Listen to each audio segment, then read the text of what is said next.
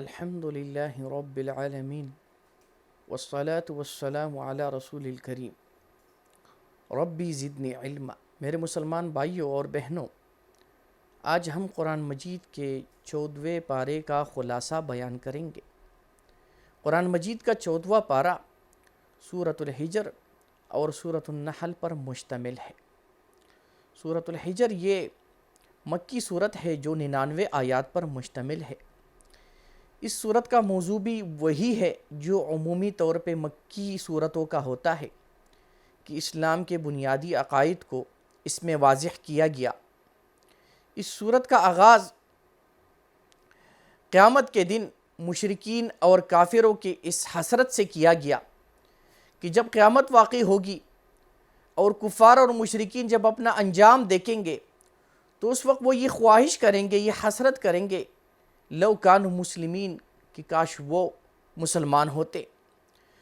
پھر اس صورت میں اللہ تعالیٰ نے قرآن مجید کے ایک اہم خصوصیت کو بیان فرمایا ہے کہ یہ اللہ کی وہ کتاب ہے کہ جس کی حفاظت کا ذمہ اللہ نے اپنے اوپر لیا ہے۔ اس الفاظ کے ساتھ اس کو واضح کیا، اِنَّا نَحْنُ نَزَّلْنَا الذِّكْرَ وَإِنَّا لَهُ لَحَافِظُونَ، کہ ہم نے ہی اس قرآن کو نازل فرمایا اور ہم ہی اس کی حفاظت کرنے والے ہیں۔ اور یہ ایک مسلم بات ہے کہ جب سے قرآن مجید کا نزول ہوا ابھی تک کوئی بھی اس میں ذرہ برابر بھی تبدیلی نہیں کر سکا ان کے الفاظ میں، کیونکہ اللہ تعالیٰ نے اس کی حفاظت کا ذمہ لیا ہے۔ پھر اس صورت میں اللہ تعالیٰ نے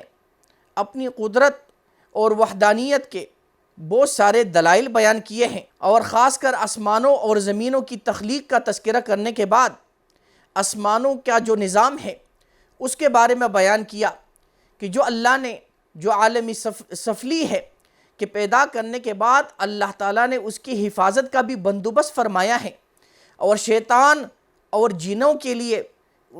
کوئی ممکن نہیں کہ وہ اللہ تعالیٰ کی تدبیروں میں جو ہے وہ دخل اندازی کر سکے۔ پھر حضرت آدم علیہ السلام کی تخلیق کا واقعہ اس صورت میں بیان فرمایا گیا ہے، اور شیطان کے حوالے سے کہ شیطان کا حضرت آدم علیہ السلام کو سجدے کا انکار کرنا، اور پھر اللہ تعالیٰ سے یہ مہلت لینا کہ وہ اللہ کے بندوں کو گمراہ کرے گا۔ اس کے ضمن میں دو باتیں بیان کی گئی کہ شیطان انہی لوگوں کو گمراہ کرے گا جو شیطان کی پیروی کرے گا، جو شیطان کے پیچھے چلے گا،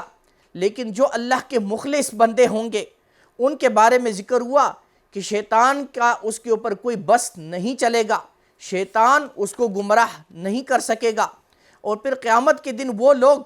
کہ جو اللہ سے ڈرنے والے ہوں گے اس کے اچھے انجام کا تذکرہ فرمایا کہ وہ اللہ کی نعمتوں سے نوازے جائیں گے، اور وہ بھی ایسی نعمتیں، ایسی جنتیں ہوگی لا یمسہم فیہا نصب، کہ ان نعمتوں کو استعمال کرنے میں ان کو کوئی تھکاوٹ اور مشکل محسوس نہیں ہوگی، اور وہ نعمتیں بھی کوئی عارضی نہیں بلکہ ہمیشہ کے لیے، وما ہم منہا بمخرجین، کہ وہ اس جنتوں سے، ان نعمتوں سے نکالے نہیں جائیں گے۔ پھر اس کے بعد کچھ انبیاء علیہم السلام کے واقعات کو بیان کیا گیا۔ اس میں سب سے پہلے حضرت ابراہیم علیہ السلام کے پاس فرشتوں کا آنا اور آپ کو بیٹے کی خوشخبری دینا اس عمر میں کہ جب آپ بوڑھے ہو گئے تھے۔ پھر اس کے بعد فرشتوں کا حضرت لوط علیہ السلام کے پاس چلے جانا اور لوط علیہ السلام کی قوم کے حوالے سے ان کو بتانا کہ اللہ تعالیٰ نے ان کے ہلاکت کا فیصلہ فرمایا ہے کہ کس طرح۔ پھر حضرت لوط علیہ السلام کو حکم دیا گیا کہ وہ علاقہ چھوڑ کر چلے جائے، اور پھر فرشتوں کا اس بستی کو الٹ دینا اور اللہ کے حکم سے اس بستی پر پتھروں کی بارش ہونا اس قبیح عمل کی وجہ سے۔ پھر اس کے بعد قوم سمود کا تذکرہ فرمایا کہ جب انہوں نے اپنے نبی سے حسی معجزے کا مطالبہ کیا، اونٹنی کا مطالبہ کیا، تو اللہ کے حکم سے جب وہ اونٹنی وہ معجزہ ان کو دیا گیا، لیکن دیکھنے کے باوجود پھر بھی انہوں نے اس معجزے کے ساتھ ظلم کیا، اس اونٹنی کو ذبح کر دیا، تو پھر اس کے نتیجے میں وہ قوم بھی اس دنیا میں ہلاکت سے دوچار ہوئے اور وہ نیست و نابود ہو گئے۔ پھر اللہ تعالیٰ نے آسمانوں اور زمین کی تخلیق کے حوالے سے بیان فرمایا کہ یہ جو تخلیق آسمان اور زمین کی یہ بے مقصد نہیں، اس کے پیچھے اللہ کی بہت بڑی حکمتیں ہیں۔ پھر اس کے سورت کے آخر میں اللہ تعالیٰ نے حضور نبی کریم صلی اللہ علیہ وسلم کو کچھ ہدایات فرمائی ہیں کہ پہلی بات کہ جو بظاہر نافرمان لوگ مشرک اور کافروں کو اس دنیا میں جو نعمتیں دی گئی ہے، جو ان کے پاس مال و متاع ہے، ان سے کوئی بھی متاثر نہ ہو، یہ تو عارضی سامان ہے، لیکن آخرت میں ان لوگوں کو کچھ بھی نعمتیں نہیں دی جائے گی، بلکہ یہ تو عذاب سے دوچار ہوں گے۔ پھر اللہ تعالیٰ نے اپنے نبی کو مومنوں کے حوالے سے یہ نصیحت فرمائی ہے کہ وہ اہل ایمان کے ساتھ نرم رویہ اختیار فرمائیں، اور پھر اس صورت کے اختتام پر اللہ تعالیٰ نے اپنے نبی کو اور اس کے ضمن میں تمام اہل ایمان کو حکم دیا ہے کہ وہ اللہ تعالیٰ کی حمد و ثنا بیان کرے، اور موت تک، زندگی کے خاتمے تک جو ان کا مقصد ہے اللہ کی بندگی کرنا، اس کو موت تک اس فریضے کو اور اس ذمہ داری کو انجام دے۔ اس کے بعد سورۃ النحل کا آغاز ہوتا ہے۔ یہ بھی مکی صورت ہے، 128 آیات پر مشتمل ہے۔ اس صورت کا بنیادی موضوع